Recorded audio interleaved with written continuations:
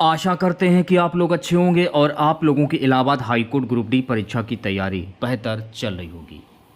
तो आज के इस वीडियो में हम लोग देखने वाले हैं जो आपका Allahabad high court group D का एग्ज़ाम होने वाला है 5 जनवरी 2025 को। उसी के जनरल हिंदी के टॉप मोस्ट इंपॉर्टेंट क्वेश्चंस को यहाँ पर डिस्कस करने वाले हैं और मैं आप लोगों को ये 100% गारंटी देता हूँ कि आपके Allahabad high court group D के एग्ज़ाम में यहाँ से प्रश्न पूछे जाएंगे। तो चलिए क्लास को शुरू करते हैं। क्लास को शुरू करने से पहले अगर आप लोगों ने अभी तक इस क्लास को लाइक नहीं किया है तो क्लास को लाइक कीजिएगा और अपने तमाम दोस्तों में इस क्लास को ज़्यादा से ज़्यादा शेयर कीजिएगा। आज के इस क्लास की पीडीएफ आप हमारे व्हाट्सएप ग्रुप और टेलीग्राम ग्रुप से जो है वो प्राप्त कर सकते हैं। लिंक आपको वीडियो के डिस्क्रिप्शन में मिल जाएगा। तो पहला क्वेश्चन देखेगा, दिए गए वाक्य में उपयुक्त विराम चिन्ह का चयन कीजिए। मोहन बेंगलोर चला गया, आप बेफिक्र रहे। तो यहां पर देखिए आपको विराम चिन्ह की पहचान करनी है। विराम चिन्ह, तो राइट आंसर की अगर मैं बात करूं तो राइट आंसर जाएगा ऑप्शन नंबर ए के साथ में, ये विराम चिन्ह हो जाएगा। ठीक है, नेक्स्ट क्वेश्चन देखेगा सभी बच्चे। सो गाइस दूसरा प्रश्न क्या है, दिए गए वाक्य में व्रत ज्ञात कीजिए। एक गिलास पानी देना, वाध्यता सूचक, संकेतार्थक, निश्चयार्थक, आज्ञार्थक। जैसे कि आपने अपनी नौकरानी को बोला एक गिलास पानी देना, तो आपने अपनी नौकरानी को आज्ञा दी कि एक गिलास पानी ले आओ, क्योंकि वो नौकरानी है, इसलिए यहाँ पर हो जाएगा आज्ञार्थक वाक्य। तो इस प्रश्न का जो राइट आंसर जाएगा ऑप्शन नंबर डी के साथ में। देखिए कुछ प्रश्न ऐसे होते हैं जहाँ पर ना कोई परिभाषा का प्रयोग होता है ना नियम का प्रयोग होता है, वह थोड़ा दिमाग लगाने की ज़रूरत होती है। अगला क्वेश्चन देखिएगा सभी बच्चे, प्यारे बच्चों। अगला प्रश्न क्या है कि दिए गए शब्द का उपसर्ग ज्ञात कीजिए। अधोमुखी, तो अधोमुखी में प्रयुक्त उपसर्ग क्या होगा? मैंने आपको बताया कि स्टार्टिंग का जो शब्द होता है वो उपसर्ग होता है और लास्ट वाला जो शब्द होता है वो प्रत्यय होता है। तो अधोमुखी में प्रयुक्त उपसर्ग क्या होगा? अधो हो जाएगा।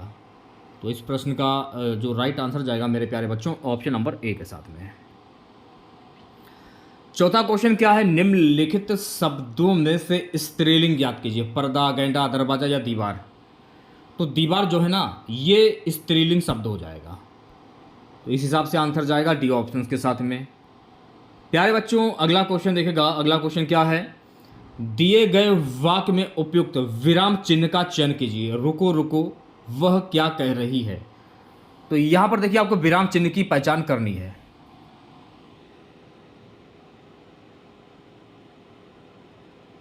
तो राइट आंसर की अगर मैं बात करूं तो प्यारे बच्चों इस प्रश्न का जो राइट आंसर जाएगा ऑप्शन नंबर ए के साथ में, ये आपका विराम चिन्ह हो जाएगा।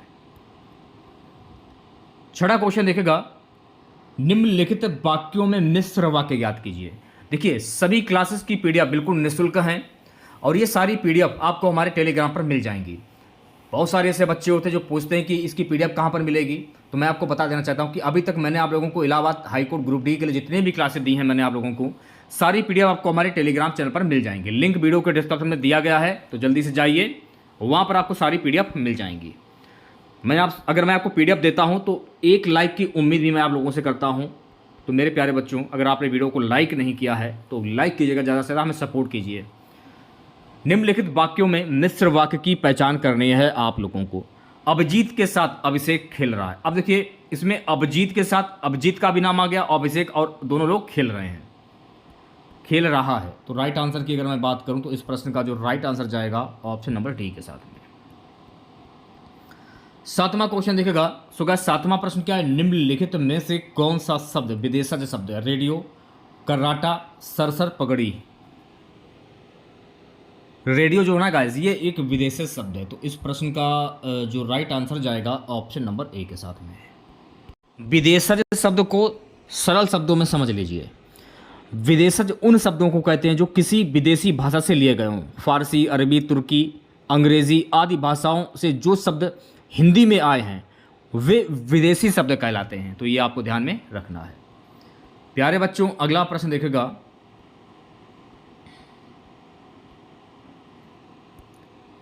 निम्नलिखित प्रश्न में दिए गए 4 विकल्पों में से उस विकल्प का चयन करें जो दिए गए मुहावरे के अर्थ को सर्वश्रेष्ठ रूप से व्यक्त करता है। जैसे कि कंधा लगाना, तो कंधा लगाना इसका मुहावरा क्या होगा? कहे अनुसार करना, बी है मुसीबत को दूर करना, सी है मुसीबत मोल लेना, डी है प्रतिष्ठा खत्म करना। तो कंधा लगाना, इसका मुहावरा क्या होगा? तो जो भी क्वेश्चन मैं आपको करा रहा हूँ सभी प्रश्न सिलेक्टेड हैं जो कि आपके एग्जाम में बार बार पूछे जाते हैं। मुसीबत को दूर करना, तो इस प्रश्न का जो राइट आंसर जाएगा मेरे प्यारे बच्चों, इस प्रश्न का राइट आंसर जाएगा ऑप्शन नंबर वी के साथ में। नवा क्वेश्चन देखेगा सभी बच्चे। नवा प्रश्न क्या है? निम्नलिखित वाक्यों में से सरल वाक्य ज्ञात कीजिए। तो देखिए यहाँ पर आपको सरल वाक्य की पहचान करनी है। नेहा रात भर परीक्षा में सफल होने के लिए पढ़ती है, ये सरल वाक्य हो जाएगा। इसलिए इस प्रश्न का जो राइट आंसर जाएगा मेरे प्यारे बच्चों ऑप्शन नंबर वी के साथ में। 10वें क्वेश्चन की बात करेंगे। दिए गए शब्द का पर्यायवाची शब्द ज्ञात कीजिए। विष का पर्यायवाची शब्द क्या होता है? हवा, अनिल, गरल या पवन। विष का पर्यायवाची शब्द क्या होता है? तो मेरे प्यारे साथियों विष का पर्यायवाची शब्द होता है गरल। तो राइट आंसर की अगर मैं बात करूं तो राइट आंसर जाएगा ऑप्शन नंबर सी के साथ में। अब जैसे कि जहर हुआ, माहुर, हलाहल, गरल, कालकूट, ये सभी शब्द जो है ना ये विष के पर्यायवाची शब्द होते हैं। तो गैस 11वां क्वेश्चन देखेगा। 11वां क्वेश्चन क्या है? दिए गए शब्दों की संधि विच्छेद ज्ञात कीजिए। इस तिस्त की संधि विच्छेद क्या होगी? इत स्थित, इसकी संधि क्या होगी? इसकी संधि होती है इत धन तत्, इत धन तत्। तो इस प्रश्न का जो राइट आंसर जाएगा मेरे प्यारे बच्चों ऑप्शन नंबर वी के साथ में। अच्छा, अगर आपसे यह पूछ लिया जाए कि इत स्थित में प्रयुक्त संधि कौन सी होगी, यानी इसमें संधि का नाम क्या होगा, तो इसमें हो जाएगी विसर्ग संधि। तो ये भी आपको ध्यान में रखना है। 12वें क्वेश्चन की बात करेंगे। सो गाइस 12वां क्वेश्चन देखेगा।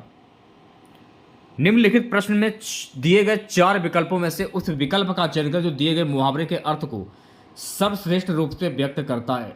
पत्थर में डूब जमना, सफलता मिलना, हानि पहुंचाना, काम में बिगड़ जाना, असंभव बात करना। पत्थर में डूब जमना, इसका मुहावरा क्या होगा? तो पत्थर में डूब जमना इसका मुहावरा होता है मेरे प्यारे बच्चों असंभव बात होना। तो इस प्रश्न का जो राइट आंसर जाएगा मेरे प्यारे बच्चों ऑप्शन नंबर डी के साथ में है। अगला क्वेश्चन देखेगा 13वां प्रश्न। दिए गए शब्द युग्म का सही शब्द युग्म ज्ञात कीजिए। बाण, बाण, तो बाण और बाण इसका सही युग्म शब्द क्या होगा? रास्ता, हिंसा, बहुत मुख, आदत, तीर, रंग, अक्षर। आदत, तीर। तो इस प्रश्न का जो राइट आंसर जाएगा मेरे प्यारे बच्चों ऑप्शन नंबर सी के साथ में।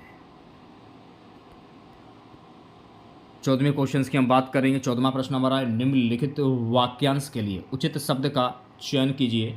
जो किसी विषय की विशेष जानकारी रखता है उसको क्या कहते हैं? तो जो किसी विषय की विशेष जानकारी रखता है उससे हम कहते हैं विशेषज्ञ। इजी प्रश्न था, आसानी से आप कर सकते थे। तो राइट आंसर की बात करूं तो राइट आंसर जाएगा ऑप्शन नंबर डी के साथ में। देखिए, आप लोग कोशिश कीजिए कि आप सभी के सभी प्रश्न बिल्कुल सही सही कर पाएं। हाई कोर्ट के एग्जाम में, Allahabad high court group D के एग्जाम में हिंदी में 25 क्वेश्चन पूछे जाएंगे। 25 में अगर आपने 20 कर दिए तो आप कट ऑफ के दायरे में पक्का आ जाएंगे। तो 25 में 25 करने की कोशिश कीजिए आप लोग। उसके लिए आपको सभी प्रश्नों के जवाब कमेंट बॉक्स में देने होंगे, ठीक है। सो गाइस अगला प्रश्न क्या है? 15वां। दिए गए शब्द युग्म का सही शब्द युग्म ज्ञात कीजिए। मनुज, मनोज, मनुज, मनोज, इसका शब्द सही युग्म क्या होगा? जड़ मस्त, बादल यज्ञ, मनुष्य कामदेव, आनंद रत्न, मनुष्य कामदेव। तो इस प्रश्न का जो राइट आंसर जाएगा मेरे प्यारे बच्चों ऑप्शन नंबर सी के साथ में। 16वें क्वेश्चन की हम बात करेंगे। अब आप लोगों को पता है कि इलाहाबाद हाईकोर्ट ग्रुप डी के एग्जाम में गद्यांश से भी प्रश्न पूछे जाएंगे। लगभग गद्यांश से 5 प्रश्न पूछे जाते हैं, 5 प्रश्न। तो करना आपको क्या है कि अगर आपने ये प्रश्न कर दिए 5 सही सही बिल्कुल, तो ये भी अंक आपके जुड़ जाएंगे और आप कट ऑफ के दायरे में आसानी से आ सकते हैं। तो गद्यांश को करने का तरीका क्या है? गद्यांश को करने का तरीका ये रहा है कि सबसे पहले आप गद्यांश को पढ़िए ध्यानपूर्वक, ध्यान मग्न होकर गद्यांश को पढ़िए। फिर इसके बाद इसके प्रश्नों को पढ़िए, आंसर आपके मन में ऑटोमेटिक आने लगेंगे। समाज के लिए समानता का अधिकार बहुत महत्वपूर्ण है। इस अधिकार का उद्देश्य कानून का शासन स्थापित करना है, जहां पर कानून के समक्ष सभी नागरिकों के साथ समानता का व्यवहार किया जाता है। भारत में सभी लोगों को कानून का समान संरक्षण तथा कानून के समक्ष समानता उपलब्ध कराने के लिए 5 प्रावधान अनुच्छेद 14 से 18 किए गए हैं। ये धर्म, नस्ल, जाति, लिंग या जन्म स्थान के आधार पर किसी भेदभाव पर रोक लगाता है। संविधान यह सुनिश्चित करता है कि सभी नागरिक कानून के समक्ष समान होंगे। इसका तात्पर्य यह है कि देश के कानूनों द्वारा सभी को समान संरक्षण मिलेगा, कोई भी कानून से ऊपर नहीं है। इसका अर्थ है कि यदि दो व्यक्ति एक प्रकार का अपराध करते हैं तो उन्हें बिना किसी भेदभाव के समान दंड मिलेगा। राज्य, धर्म, नस्ल, जाति, लिंग या जन्म स्थान के आधार पर किसी के साथ भेदभाव नहीं करेगा। यह सामाजिक समानता के लिए आवश्यक है। भारत के प्रत्येक नागरिक की दुकान, जलपान गृह, मनोरंजन के सार्वजनिक स्थानों तक समान पहुंच होगी तथा वह कुओं, तालाबों अथवा सड़कों का प्रयोग बिना किसी भेदभाव के कर सकते हैं। हालांकि राज्य द्वारा महिलाओं और बच्चों के लिए विशेष प्रावधान एवं छूट की व्यवस्था की जा सकती है। सार्वजनिक रोजगार के मामलों में राज्य के द्वारा किसी के साथ कोई भेदभाव नहीं किया जाएगा। सभी नागरिक आवेदन कर सकते हैं तथा राज्य के कर्मचारी बन सकते हैं। वरीयता तथा योग्यता के आधार पर रोजगार उपलब्ध होंगे। तो गद्यांश का पहला प्रश्न क्या है कि संविधान के अनुसार यह कानून क्या सुनिश्चित करता है? समान संरक्षण, दंड, सार्वजनिक स्थानों पर भेदभाव, विचार विमर्श की समस्या। क्या करता है? मैंने पढ़ा और आंसर मेरे माइंड में आ गया, समान संरक्षण। तो इस प्रश्न का जो राइट आंसर जाएगा मेरे प्यारे बच्चों ऑप्शन नंबर ए के साथ में। ठीक है, चलिए बढ़ते हैं नेक्स्ट क्वेश्चन की ओर। 17वां प्रश्न क्या है कि राज्यों द्वारा महिलाओं एवं बच्चों को कौन सी व्यवस्था प्रदान की जाती है? जलपान गृह, नागरिकता, विशेष प्रावधान एवं छूट या मनोरंजन। राज्यों द्वारा महिलाओं एवं बच्चों को कौन सी व्यवस्था प्रदान की जाती है? विशेष प्रावधान एवं छूट। अगर आपने गद्यांश पढ़ा होगा उसमें महिलाओं के लिए जो छूट की जो व्यवस्था की गई है वो है विशेष प्रावधान एवं छूट। तो राइट आंसर जाएगा ऑप्शन नंबर सी के साथ में। उपयुक्त गद्यांश का उपयुक्त शीर्षक क्या होगा? यानी ये गद्यांश किस पर आधारित है? नारी एवं पुरुष में भेदभाव, जन्म स्थान के आधार पर भेदभाव, विरोधी की समस्या, समानता का अधिकार। देखिए जो गद्यांश जो है ना ये समानता के अधिकार पर आधारित है। तो राइट आंसर की अगर मैं बात करूं तो प्यारे बच्चों इस प्रश्न का जो राइट आंसर जाएगा ऑप्शन नंबर डी के साथ में। अगला क्वेश्चन देखेगा। सो गाइस अगला प्रश्न क्या है? समाज के लिए कौन सा अधिकार महत्वपूर्ण माना गया है? जाति संबंधित भेदभाव, समानता, शासन स्थापित। समाज के लिए कौन सा अधिकार महत्वपूर्ण माना गया है? तो समाज के लिए जाति संबंधित भेदभाव ये महत्वपूर्ण माना गया है। तो इस प्रश्न का जो राइट आंसर जाएगा ऑप्शन नंबर ए के साथ में। 20वां क्वेश्चन देखेगा। किस आधार पर रोजगार उपलब्ध होते हैं? आवेदन, योग्यता, नागरिक या धर्म। देखिए रोजगार जो है ना ये योग्यता के आधार पर उपलब्ध होते हैं। तो इस प्रश्न का जो राइट आंसर जाएगा ऑप्शन नंबर वी के साथ में। 21वां क्वेश्चन देखेगा सभी बच्चे। इनमें अव्यय कौन है? सजल, धीरे धीरे, पवित्र या सुंदर। सरल शब्दों में समझ लीजिए अव्यय शब्द क्या होते हैं। अव्यय शब्दों को अविकारी शब्द भी कहते हैं क्योंकि इनमें लिंग, कारक, वचन, पुरुष आदि के कारण कोई विकार परिवर्तन उत्पन्न नहीं होता, इसलिए ये अव्यय शब्द कहलाते हैं। तो आपसे पूछा क्या जा रहा है कि इनमें अव्यय कौन है? धीरे धीरे ये अव्यय शब्द हो जाएगा। तो इस प्रश्न का जो राइट आंसर जाएगा मेरे प्यारे बच्चों ऑप्शन नंबर वी के साथ में। 22वें क्वेश्चन की हम बात करेंगे। 22वां क्वेश्चन देखेगा। निम्नलिखित शब्दों में से तद्भव शब्द का चयन कीजिए। तो मैंने आपको क्या बताया था कि ऐसे शब्द जो हिंदी भाषा से उत्पन्न हुए हों वो तद्भव शब्द कहलाते हैं।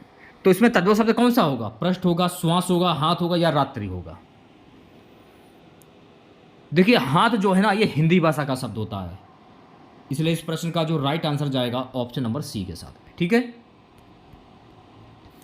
परमेश्वर का सही संधि विच्छेद क्या होगा?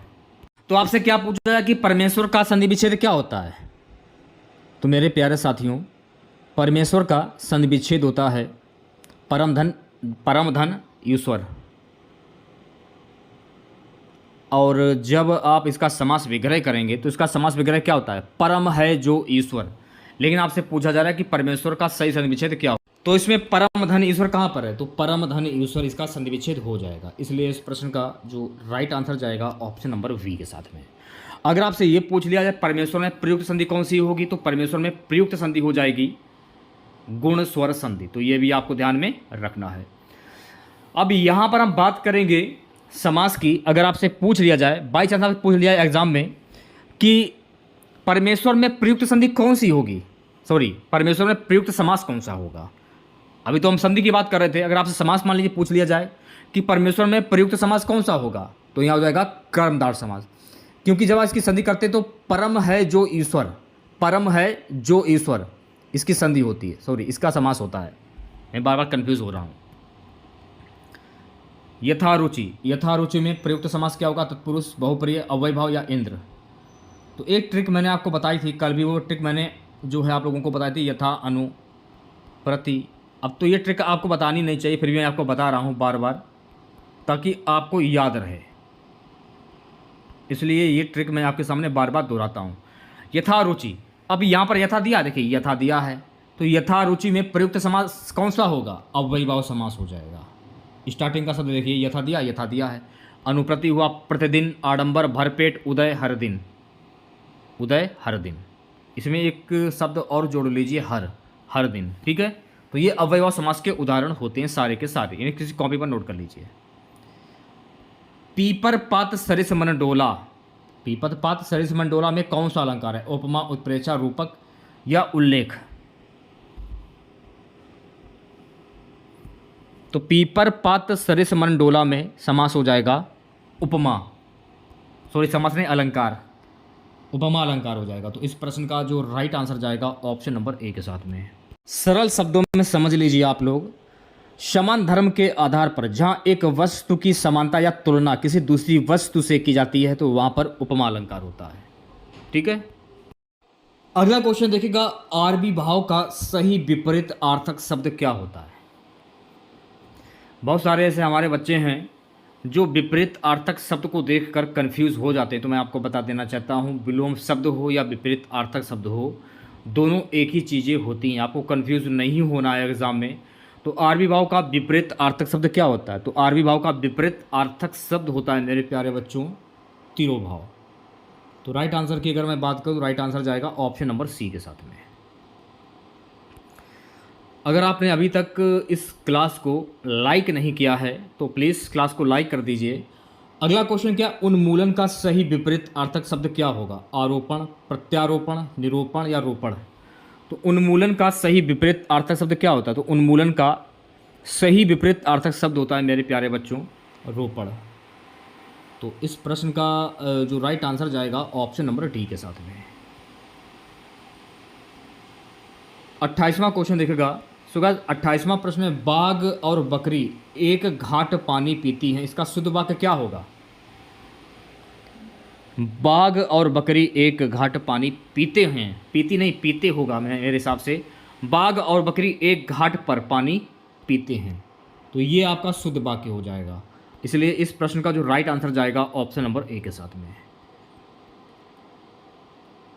नेक्स्ट क्वेश्चन देखिएगा गाइस, अगला क्वेश्चन, एक गाय, दो घोड़े और एक बकरी मैदान में चर रहे हैं, इसका शुद्ध वाक्य क्या होगा भाई? एक गाय, दो घोड़े और एक बकरी मैदान में चर रहे हैं, इसका शुद्ध वाक्य क्या होगा? यानी एक गाय, दो घोड़े और एक बकरी मैदान में चर रही हैं, तो इस प्रश्न का जो राइट आंसर जाएगा ऑप्शन नंबर सी के साथ में, ठीक है। नेक्स्ट क्वेश्चन देखेगा सभी बच्चे, प्यारे बच्चों, अगला प्रश्न क्या है, मैं आपकी श्रद्धा करता हूं, इसका शुद्ध वाक्य क्या होगा? मैं आपकी श्रद्धा करता हूं, मैं आप पर श्रद्धा रखता हूं, ये इसका शुद्ध वाक्य हो जाएगा। तो राइट आंसर की अगर मैं बात करूं तो प्यारे बच्चों इस प्रश्न का जो राइट आंसर जाएगा ऑप्शन नंबर सी के साथ में। अब देखिए यहां पर आपको शुद्ध शब्द की पहचान करनी है। घनिष्ठ कैसे लिखा जाता है? घनिष्ठ की शुद्ध वर्तनी क्या होगी? तो घनिष्ठ को लिखने का जो तरीका है ना गाइस, ये रहा, ऐसे लिखा जाता है। एक बार देख लीजिए क्योंकि प्रश्न जो है बहुत ही ज़्यादा इंपॉर्टेंट है। ऑप्शन नंबर वी करेक्ट हो जाएगा, ठीक है। नेक्स्ट क्वेश्चन देखिएगा। अब यहाँ पर भी देखिए आपको शुद्ध शब्द की पहचान करनी है। औद्योगिक, औद्योगिक कैसे लिखा जाता है? तो औद्योगिक को लिखने का जो तरीका है ना गाइस, वो ये रहा, औद्योगिक ऐसे लिखा जाता है। तो राइट आंसर की बात करूँ तो राइट आंसर जाएगा ऑप्शन नंबर ए के साथ में, ठीक है। नेक्स्ट क्वेश्चन देखिएगा। 33वां प्रश्न है गाइस, जंगल में लगने वाली आग, एक शब्द के क्रम में सही विकल्प क्या होगा? अनल, दावानल, जठनानल, वडमानल। जंगल में लगने वाली आग को क्या कहते हैं? आपने काफ़ी बार पढ़ा होगा प्रश्न ये। तो जंगल में लगने वाली आग को कहते हैं मेरे प्यारे बच्चों दावानल। तो इस प्रश्न का जो राइट आंसर जाएगा ऑप्शन नंबर वी के साथ में। 34वां प्रश्न है, जहां लोगों का मिलन हो, एक शब्द के लिए क्रम सही विकल्प चुनिए। मेला, भीड़, सम्मेलन या सम्मिलन। जहां लोगों का मिलन हो उसको क्या कहते हैं? उसको हम कहते हैं सम्मेलन। तो इस प्रश्न का जो राइट आंसर जाएगा ऑप्शन नंबर सी के साथ में। 35वां क्वेश्चन देखेगा, किसी प्रतियोगिता में विजयी होने पर दिया जाता है, उपयुक्त शब्द का चयन करें। तो किसी प्रतियोगिता में विजयी होने पर क्या दिया जाता है? पुरस्कार, पारितोषिक, उपहार या प्रेमोपहार। किसी प्रतियोगिता में विजयी होने पर दिया जाता है, क्या दिया जाता है? पारितोषिक दिया जाता है। तो ऑप्शन नंबर वी जो है ये बिल्कुल करेक्ट हो जाएगा। ठीक है, चलिए बढ़ते हैं नेक्स्ट क्वेश्चंस की ओर। प्यारे बच्चों, अगला प्रश्न देखेगा, शांक्य भाव मिश्रित अनुराग को कहते हैं, उपयुक्त शब्द का चयन करें। प्रेम, स्नेह, शंख्य भाव या प्रणय। शांक्य भाव मिश्रित अनुराग को क्या कहते हैं? इसका उपयुक्त शब्द क्या होगा? स्नेह होगा। तो राइट आंसर की अगर मैं बात करूं तो प्यारे बच्चों, इस प्रश्न का जो राइट आंसर जाएगा ऑप्शन नंबर वी के साथ में।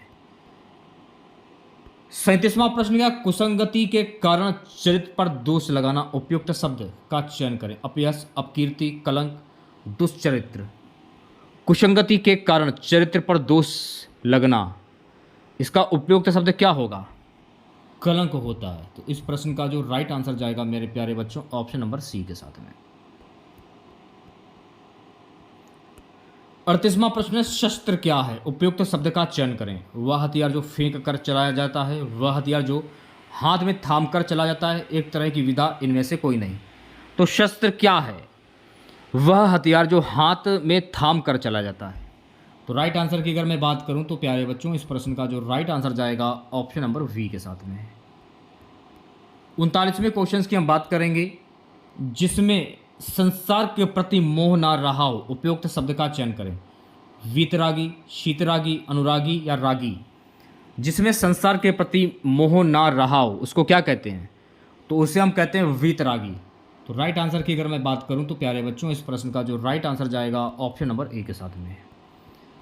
40वां क्वेश्चन देखेगा, 40वां प्रश्न, जो कभी बूढ़ा ना हो, उपयुक्त शब्द का चयन करें। अमर, अजर, सदाबहार या तरुण। जो कभी बूढ़ा ना हो उसको क्या कहते हैं? उसको हम कहते हैं गाइस अजर, जो कभी बूढ़ा नहीं होता है। और जो कभी ना मरे उसको अमर कहते हैं। तो राइट आंसर जाएगा ऑप्शन नंबर वी के साथ में। नेक्स्ट क्वेश्चन देखेगा, जो कानून के विरुद्ध हो, जो कानून के विरुद्ध हो, उपयुक्त शब्द का चयन करें। वैधानिक, शब्दानिक, निरुद्ध या अवैध। तो जो कानून के विरुद्ध हो उसको क्या कहते हैं? जो कानून के विरुद्ध होता है गाइस उसको कहते हैं अवैध। तो इस प्रश्न का जो राइट आंसर जाएगा डी ऑप्शन के साथ में। ठीक है, नेक्स्ट क्वेश्चन देखेगा, खेत का सही तत्सम शब्द क्या होता है? खलियान होता है, क्षेत्र होता है, क्षेत्र होता है, इनमें से कोई नहीं। तो मैंने आपको क्या बताया था कि ऐसे शब्द जो संस्कृत भाषा से उत्पन्न हुए हों वो तत्सम शब्द कहलाते हैं। तो खेत को जब आप संस्कृत में कन्वर्ट करोगे तो इसका तत्सम शब्द क्या बनेगा? क्षेत्र हो जाएगा। तो इस हिसाब से इस प्रश्न का जो राइट आंसर जाएगा मेरे प्यारे बच्चों ऑप्शन नंबर वी के साथ में। 43वां प्रश्न है, घोटक का सही तद्भव शब्द क्या होता है? गधा, घोड़ा, धड़ा, इनमें से कोई नहीं। जो शब्द हिंदी भाषा से उत्पन्न हुए हों वो तद्भव शब्द कहलाते हैं। जब घोटक को आप हिंदी में कन्वर्ट करोगे तो घोटक को हिंदी में क्या कहते हो? घोटक को हिंदी में घोड़ा कहते हो, इसलिए ये इसका तद्भव शब्द हो जाएगा हिंदी भाषा का। तो राइट आंसर जाएगा ऑप्शन नंबर वी के साथ में। ये आपके लिए प्रैक्टिस के लिए क्लासेस चल रही हैं आप लोगों की। चौकी का तत्सम शब्द क्या होता है भाई? चौपाया, चतुष्पद या चतुष्पादिका, चतुर्कोण। चौकी को जब आप संस्कृत भाषा में कन्वर्ट करोगे चौकी का तत्सम शब्द क्या बन जाएगा? चतुष्पादिका। तो इस प्रश्न का जो राइट आंसर जाएगा मेरे प्यारे बच्चों ऑप्शन नंबर सी के साथ में। सूचिका का तद्भव शब्द क्या होता है भाई? सूचना, सुई, क्रम संख्या, इनमें से कोई नहीं। सूचिका का तद्भव शब्द क्या होता है? सूचिका को जब आप हिंदी में कन्वर्ट करोगे तो इसका तद्भव शब्द क्या बनेगा? सुई बन जाएगा। तो इस प्रश्न का जो राइट आंसर जाएगा मेरे प्यारे बच्चों ऑप्शन नंबर वी के साथ में। त्वरित, त्वरित का तद्भव शब्द क्या होता है? शीघ्र, तुरंत, तुरंत, बीसी, दोनों। तो त्वरित को जब आप हिंदी में कन्वर्ट करोगे तो इसका तत्सम शब्द क्या बनेगा? शीघ्र, तुरंत और तुरंत। तो इस हिसाब से इस प्रश्न का जो राइट आंसर जाएगा मेरे प्यारे बच्चों ऑप्शन नंबर डी के साथ में। एक गद्यांश मैं आपको और करा देता हूं, क्योंकि गद्यांश से लगभग 5 प्रश्न पूछे जाते हैं, तो इसकी जितनी ज़्यादा प्रैक्टिस कर सकते हैं आप लोग उतनी ज़्यादा प्रैक्टिस कीजिए आप लोग। वैज्ञानिक प्रयोग की सफलता ने मनुष्य की बुद्धि का अपूर्व विकास कर दिया है। द्वितीय महायुद्ध में एटम बम की शक्ति ने कुछ क्षणों में ही जापान की अजय शक्ति को पराजित कर दिया। इस शक्ति की युद्धकालीन सफलता ने अमेरिका, रूस, ब्रिटेन, फ्रांस आदि सभी देशों को ऐसे शास्त्रियों के निर्माण की प्रेरणा दी, सभी भयंकर और सर्वविनाशकारी शस्त्र बनाने लगे। अब सेना को पराजित करने तथा शत्रु देश पर पैदल सेना द्वारा आक्रमण करने के लिए शस्त्र निर्माण के स्थान पर देश के विनाश करने की दिशा में शस्त्रास्त्र बनने लगे हैं। इन हथियारों का प्रयोग होने पर शत्रु देशों की अधिकांश जनता और संपत्ति थोड़े समय में ही नष्ट की जा सकेगी। चूंकि ऐसे शस्त्र प्राय सभी स्वतंत्र देशों के संग्रहालयों में कुछ ना कुछ आ गए हैं, अतः युद्ध की स्थिति में उनका प्रयोग भी अनिवार्य हो जाएगा, जिससे बड़ी जनसंख्या प्रभावित हो सकती है। इसलिए निःशस्त्रीकरण की योजनाएं बन रही हैं। शस्त्रास्त्रों के निर्माण की जो प्रक्रिया अपनाई गई उसी के कारण आज इतने उन्नत शस्त्र बन गए हैं, जिनके प्रयोग से व्यापक विनाश आशय दिखाई पड़ता है। अब भी परीक्षणों की रोकथाम तथा बने शस्त्रों का प्रयोग रोकने के मार्ग खोजे जा रहे हैं। इन प्रयासों के मूल में भयंकर आतंक और विश्व विनाश का भय कार्य कर रहा है। तो इस गद्यांश का मूल कथ्य क्या है? आतंक और सर्वनाश का भय, विश्व में शस्त्रों की होड़, द्वितीय विश्व युद्ध की विभीषिका, निःशस्त्रीकरण और विश्व शांति। निःशस्त्रीकरण और विश्व शांति। तो इस प्रश्न का जो राइट आंसर जाएगा मेरे प्यारे बच्चों ऑप्शन नंबर डी के साथ में। अगला क्वेश्चन देखिएगा। अगला प्रश्न हमारा है गाइस कि भयंकर विनाशकारी आधुनिक शस्त्रों को बनाने की प्रेरणा किसने दी? अमेरिका ने, अमेरिका की विजय ने, जापान पर गिराए गए अणु बम ने, बड़े देशों की प्रतिस्पर्धा ने। जापान में हुई भयंकर विनाश लीला में, सॉरी, जापान पर गिराए गए अणु बम ने। तो इस प्रश्न का जो राइट आंसर जाएगा मेरे प्यारे बच्चों ऑप्शन नंबर सी के साथ में। नेक्स्ट क्वेश्चन देखिएगा। 49वां प्रश्न क्या? एटम बम की अपार शक्ति का प्रथम अनुभव कैसे हुआ? जापान में हुई भयंकर विनाश लीला से। इस प्रश्न का जो राइट आंसर जाएगा ऑप्शन नंबर ए के साथ में। ये गद्यांश का ही क्वेश्चन है। नेक्स्ट क्वेश्चन देखिएगा। बड़े बड़े देश आधुनिक विनाशकारी शस्त्र क्यों बना रहे हैं? पारंपरिक भय के कारण। तो इस प्रश्न का जो राइट आंसर जाएगा मेरे प्यारे बच्चों ऑप्शन नंबर डी के साथ में। 51 क्वेश्चन देखिएगा। आधुनिक युग भयंकर व विनाशकारी होते हैं, इसका कारण क्या है? तो मेरे प्यारे साथियों अधिकांश जनता और उनकी संपत्ति नष्ट हो जाती है। ये गद्यांश में था। तो इस प्रश्न का राइट आंसर जाएगा ऑप्शन नंबर वी के साथ में। ठीक है, अगला क्वेश्चन देखिएगा। अगला प्रश्न है हिंदी भाषा जो है ये किस लिपि में लिखी गई है? सौराष्ट्री, गुरुमुखी, देवनागरी या ब्राह्मी? इंपॉर्टेंट क्वेश्चन से 5 स्टार लगा लीजिए। तो हिंदी भाषा जो है ना गाइस ये देवनागरी लिपि में लिखी गई है। तो राइट आंसर की अगर मैं बात करूं तो प्यारे बच्चों इस प्रश्न का राइट आंसर जाएगा ऑप्शन नंबर सी के साथ में। निम्नलिखित में से कौन स्वर नहीं? आ, उ, ए या या? तो या जो है ना या ये स्वर नहीं है, बाकी आ, उ, ए ये स्वर हो जाएंगे। तो डी ऑप्शन करेक्ट हो जाएगा। सर्वनाम कितने प्रकार के होते हैं? 5, 6, 7 या फिर 8? सर्वनाम जो है ना गाइस ये 6 प्रकार के होते हैं। तो इस प्रश्न का जो राइट आंसर जाएगा ऑप्शन नंबर वी के साथ में। ये तो आपको पता चल गया कि सर्वनाम 6 प्रकार के होते हैं। तो कौन कौन से होते हैं? पुरुषवाचक सर्वनाम, निश्चयवाचक सर्वनाम, अनिश्चयवाचक सर्वनाम, संबंधवाचक सर्वनाम, प्रश्नवाचक सर्वनाम और निजवाचक सर्वनाम। चलिए बढ़ते हैं नेक्स्ट क्वेश्चन की और अगला क्वेश्चन देखेगा। निम्नलिखित में से कौन सा शब्द क्रिया विशेषण है? तेज, बुद्धिमान, मीठा या पहला? कौन सा शब्द क्रिया विशेषण है ये आपको बताना था। तेज जो है ना ये क्रिया विशेषण हो जाएगा। तो राइट आंसर की अगर मैं बात करूं तो प्यारे बच्चों इस प्रश्न का जो राइट आंसर जाएगा ऑप्शन नंबर ए के साथ। अगला क्वेश्चन क्या है कि सदा एक वचन में प्रयुक्त होने वाला शब्द है? पौधा, पुस्तक, सहायता या लड़का? सदा एक वचन में प्रयुक्त होने वाला शब्द को क्या कहते हैं? सहायता कहते हैं। तो राइट आंसर की अगर मैं बात करूं तो प्यारे बच्चों इस प्रश्न का जो राइट आंसर जाएगा ऑप्शन नंबर सी के साथ। ठीक है, नेक्स्ट क्वेश्चन देखिएगा। वुर्ध का संधि क्या होता है? वुर्ध का, तो वुर्ध का संधि होता है भू धन ऊर्ध। तो इस प्रश्न का राइट आंसर जाएगा ऑप्शन नंबर वी के साथ में। हथियाना में कौन सी क्रिया प्रार्थक, संयुक्त, अनुकरणात्मक या नाम धातु? हथियाना में कौन सी क्रिया? सो गाइस हथियाना में जो है नाम धातु क्रिया होती है। तो राइट आंसर की अगर मैं बात करूं तो प्यारे बच्चों इस प्रश्न का राइट आंसर जाएगा ऑप्शन नंबर डी के साथ में। उच्चारण का संधि विच्छेद क्या होता है? इंपॉर्टेंट क्वेश्चन से 5 स्टार लगा लीजिए। उच्चारण, तो उच्चारण का पर्यायवाची शब्द होता है मेरे प्यारे साथियों उत्धनचारण।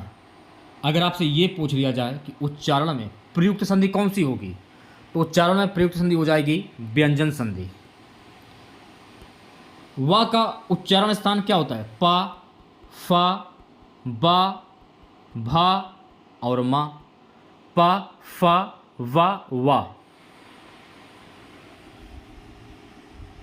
तो ये हो जाएगा दंतोष्ठ। यहाँ ये वाह और कर लीजिए, ये हो जाएगा दंतोष्ठ। तो इस प्रश्न का जो राइट आंसर जाएगा ऑप्शन नंबर सी के साथ में। राम ने खाना खाया में खाया क्या होगा? ये कौन सी क्रिया है? अपूर्णभूत, संधिभूत, हेतु मददूत, आसन्नभूत। राम ने खाना खाया में खाया होगा कौन सी क्रिया है? लास्ट क्वेश्चन रहेगा आज की क्लास का। उसने खाना खाया है या नहीं खाया है, ये कोई करेक्ट नहीं है, ये कोई कंफर्म नहीं है, तो संधि यानी कि कोई पता नहीं, इसलिए आंसर जाएगा आपका बी ऑप्शन के साथ में। ठीक है, तो कैसी लगी क्लास आप लोगों को? कमेंट बॉक्स में अपनी राय जरूर दीजिए आप लोग, क्योंकि कमेंट बॉक्स में आप लोग राय नहीं देते हैं अपनी। तो अगर आपको आज की क्लास अच्छी लगी हो तो प्लीज़ क्लास को लाइक कीजिएगा, ज़्यादा से ज़्यादा अपने तमाम दोस्तों में इस क्लास को ज़्यादा से ज़्यादा शेयर कीजिएगा।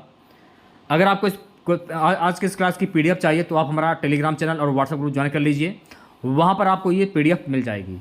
और अभी तक इलाहाबाद हाईकोर्ट ग्रुप डी परीक्षा के लिए जितनी भी क्लासें मैंने आप लोगों को कराई हैं सारी PDF आपको हमारी टेलीग्राम पर मिल जाएंगी। तो मिलते हैं नेक्स्ट वीडियो के साथ। जय हिंद, जय भारत।